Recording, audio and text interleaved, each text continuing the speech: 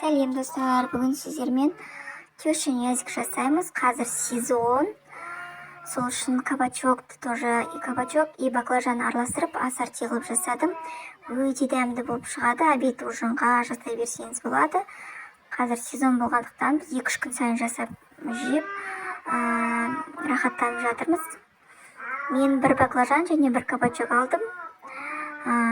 Жұқалау етіп турап аламыз да, дәміне қарай тұз, қара бұрыш сеуіп, жақсылап араластырып аламыз. Енді табамызға майымызды құйып, қызартып аламыз. Кішкентай 1-2 ыдыс алып, біреуіне 1 жұмыртқа салдым, біреуіне кішкене ұн салдым.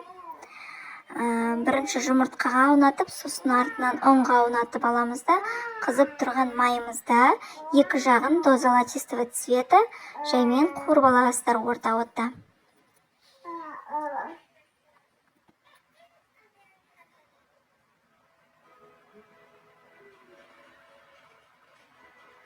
Менің YouTube каналыма тіркеліңіздер, лайк басып, комментарий жазыңыздар.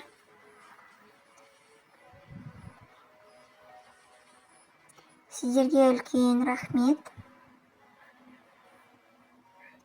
Міне екі жағын до золотистого цвета қуырып алып, барлығын подряд осылай қуырып ала береміз жайотта. Енді бізге керегі ортасына помидорымызды алып, жұқалау етіп турап аламыз барлығын.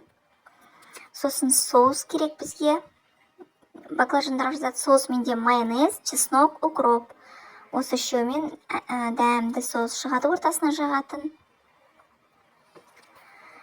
Енді қуырылып шыққан жаңа баклажан мен кабачоктарымызды орталарына жаңағы майонез соусымызды жағып, ортасына помидор салып, баклажанымызбен осылай жауып, әдемілеп жинап шыға береміз. Закуска дейді ғой, мынаны тіске басар дейді. Осы тіске басарларымызды әдемілеп жинап шығамыз. Керемет болып шығады. Енді дәмі жасап көріңіздер. Білмейтін жандар может араларыңызда бар шығар. Мен бірінші тұрмысқа шыққан кездер бұндай нәрселерді жасауды білмейтінмін. Тоже осылай ютубта рецепт қарап, іздеп жасап көретін. Ал қазір осы профи болып кеттік. Сол үшін рецепт түсіріп, сіздерде жасап көрсін, білмейтін адамдар көрсін деп түсіріп салып жатырмын рецептімді. Барлықтарыңызға ас болсын. Назарларыңызға рахмет. Менің каналыма жазылуды ұмытпаңыздар. Лайк, комментарий қалдырып, сұрақтарыңыз болса, комментарийға жазып сұрай беріңіздер, жауап беремін. Және де мен инстаграмды қалдырамын, инстаграм парақшама тоже жазылып өтіңіздер.